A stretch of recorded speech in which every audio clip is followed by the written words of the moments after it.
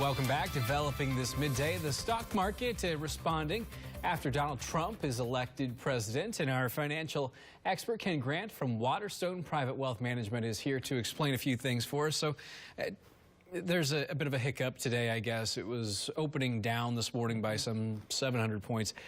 Is that typical for a presidential election? Well, yes. There's always more volatility leading up into presidential elections and then after. Last night's major moves were really some pent-up energy. So people who weren't prepared for the outcome needed to start trying to trade and be ready for it. But notice that while it was down deep, around 800 points or so overnight, it started up the day much less dangerous, and now is even in positive territory.